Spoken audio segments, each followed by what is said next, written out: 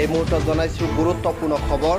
গোৱালপাৰাত হাতী মানুহৰ সংঘাত, খাদ্যৰ সন্ধানত বনাঞ্চলৰ পৰা জনাঞ্চললৈ ওলাই অহা বন্যহস্তীৰ আক্ৰমণত যোৱাকালি সন্ধিয়া গোৱালপাৰা 12 নং ৰাজ্যিক ঘাইপথত বালকডুবি পেট্ৰল পাম্পৰ সমীপত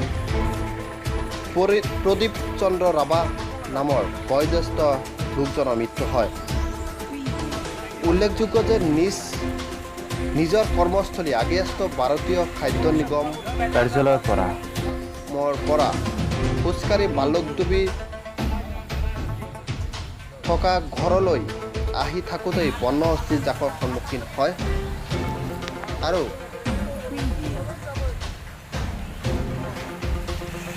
বন্যহস্তীৰ গছকত বয়োজ্যেষ্ঠ লোকজনৰ অকাল মৃত্যু সাৱটি লয় বুলি জানিব পৰা গৈছে। পিছত বন বিভাগৰ লগতে আৰক্ষীৰ লোক আহি মৰণোত্তৰ পৰীক্ষাৰ বাবে মৃতদেহটো গোৱালপাৰা অসামৰিক চিকিৎসালয়লৈ প্ৰেৰণ কৰে। কেনেকৈ মৰিল মানুহজন? এটা হাতীয়ে মাৰছে। হাতীয়ে মাৰছে? হাতী আহে নেকি? হাতী ডেইলি আপ ডাউন কৰে, আমাৰ গাঁৱত ডেইলি যায়। কি নাম? মানুহটাৰ নাম হলো কি প্ৰদীপ ৰাভা। ক'ত ঘৰ? এটা ভালো কৰে হাতী ডেইলি আপ ডাউন কৰে। এই ৰাজ্যিক ঘাইপথে ডেইলি ডেইলি হয় নেকি? হ্যাঁ ডেইলি। মানুহজন কিবা চাকৰি কৰিছিল ন? কিবা ক'ত চাকৰি কৰে? এফসি চাকৰি কৰে। তেওঁ কি খোজকাঢ়ি আহিছিল নে কি? তাই খোজকাঢ়ি আহি আছে। খোজকাঢ়ি আহিছিল ন? এটা একদম রাত্রি সন্ধ্যাতে ওইফালে পূবফালে যায় আর ৰাতিপুৱা ভাগে পশ্চিমফালে আহে। কিমানটামান হাতী অহা যোৱা কৰে ডেইলি? ডেইলি মানে 5টাৰ ওইফালে মানে পূবফালে যায়, মানে আবেলি সন্ধিয়া সন্ধিয়া হয়, আৰু ৰাতিপুৱা 4টা বা 5টা ফালে পশ্চিমফালে আহে হয় ডেইলি। ডেইলি আজি প্ৰায় 10-12 দিন হ'ল ইয়াতে অহা। আজিতো মানুহজনক মাৰি থৈ গৈছে হাতীয়ে। অনেকতো দেখা পালোঁ। হয় মানে আপোনালোক সুৰক্ষা দি আছে নে? সুৰক্ষা মানে আমাৰ গাঁৱতে গেলে আপনি গম পালো হয়। আমাৰ গাঁৱতে মানুষ সবসময় আমি রেডি থাকবো। আমার বস্তিতে হাতি সোমায় হয় না? মাছগুলা খায়, কাঁঠাল খায়, তো ওই কারণে আমি মানুষগুলা বস্তিতে ডিউটি করবো আর কি। ডেইলি ডিউটি কৰিব লাগে? ডেইলি আমি ডিউটি কৰবো মানে পাথৰেৰ সাইডত নিশাকে। ডেইলি ডিউটি কৰবো। ভাৰতৰ সকলো কৃষকৰ কুশলাৰ্থে বহু বছৰৰ আগৰ পৰাই ইফকৈ শস্যৰ উৎপাদন বঢ়াবলৈ ফাৰ্টিলাইজাৰ দি আহিছে। বৰ্তমানে শস্যৰ সুৰক্ষাৰ বাবে ইফকৈ জাপানৰ প্ৰসিদ্ধ কোম্পানী মিটছুবিছিৰ লগত মিলি ইফকো এমচিৰ লগতে কৃষকক প্ৰকৃত উন্নতমানৰ আৰু সঠিক দামত কীটনাশক দিয়াৰ উদ্দেশ্যে আপোনালোকৰ মাজলৈ আহিছে। এই পোকবোৰে শস্যবোৰ একেবাৰে নষ্ট কৰি পেলালে দাদা।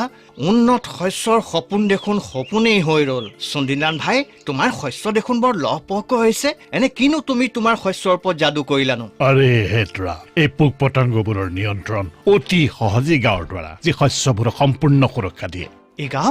এগাঁও কি বস্তু? ই কেনেকৈ এই যদি পোক পতংগবোৰ আঁতৰাই পঠায়? ভাই, ইয়াৰ বিষয়ে সবিশেষ ইফকো এমচি এক্সপাৰ্টহে ক'ব পাৰিব।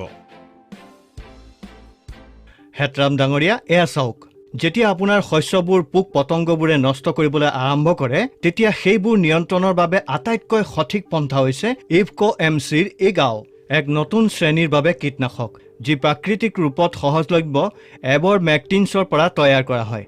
যেতিয়া ইয়াক খোৱাৰ ফলত পোক পতংগবোৰৰ পেটলৈ যায়, তেতিয়া তৎক্ষণাৎ তাৰ ফলাফল দেখা যায় আৰু পোক পতংগবোৰে পাত খাবলৈ বন্ধ কৰি দিয়ে। লাহে লাহে সিহঁতৰ মাংস পেশীবোৰ সংকুচিত হ'বলৈ ধৰে আৰু পোক পতংগবোৰৰ লাৰ্ভা মৰি যায়। এই ধৰণে পোক পতংগবোৰ কলা পৰি 2-4 দিনৰ ভিতৰত মৰি যায়। আৰু এটা কথা, এগাঁও যিকোনো প্ৰকাৰৰ পোক পতংগক যিকোনো অৱস্থাত নিয়ন্ত্ৰণ কৰিব পাৰে। এগাঁৱৰ দ্বাৰা মোক অথবা মোৰ শস্যবোৰ অথবা আমাৰ পৰিৱেশৰ কোনো অপকাৰ নহয়নে? পোক পতংগবোৰ নিয়ন্ত্ৰণৰ বাবে 1 একৰৰ মাটিত 80 পৰা 100 গ্ৰাম এগাঁও সিঁচি দিয়ক। আৰু এটা কথা জানেনে? এগাঁৱৰ আটাইতকৈ ডাঙৰ গুণটো হৈছে এই আন পোক পতংগৰ বাবে মুঠেও হানিকাৰক নহয়। সেইবোৰ আমাৰ আৰু পৰিৱেশৰ বাবে সম্পূৰ্ণৰূপে সুৰক্ষিত। আৰু এটা কথা, এইটো মন কৰিব যে ছটিওৱাৰ আগে আগে তাৰ লগত দিয়া লেবেল আৰু পত্ৰিকাখন নিশ্চিতভাৱে পঢ়ে।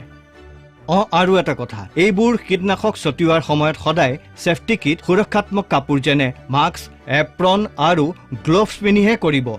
ছটিওৱাৰ সময়ত সাৱধানতা অৱলম্বন কৰিব আৰু ব্যৱহাৰ কৰাৰ পিছত এই টেমাবোৰ নষ্ট কৰি পেলাব। আৰু এটা আৱশ্যকীয় কথা যিটো ক'বলৈ থাকিয়ে গৈছিল, সেইটো হৈছে ইফকো এমচিৰ গোটেই দেশখনতে সঠিকভাৱে দৰৱ চাই দামৰ সিদ্ধান্ত লোৱা হৈছে, যাৰ ফলত প্ৰত্যেক উপাদান উন্নত মানদণ্ডত এক নিশ্চিত দামত উপলব্ধ হৈছে, যিটো আপুনি ক'তো নাপায়। সঠিক দামৰ লগতে ইফকো এমচিৰ উপাদান কিনিলে নিঃশুল্ক দুৰ্ঘটনা বীমাও উপলব্ধ কৰা আছে।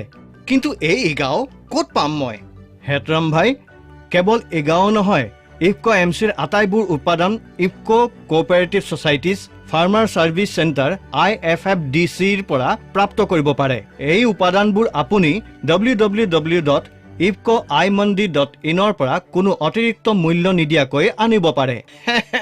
সকলো ফালৰ পৰাই সৰ্বোত্তম তেনে ইফকো এমচি। এগাঁও, পোক পতংগৰ বিনাশ, ফচল আৰু পৰিৱেশৰ সৈতে প্ৰেম।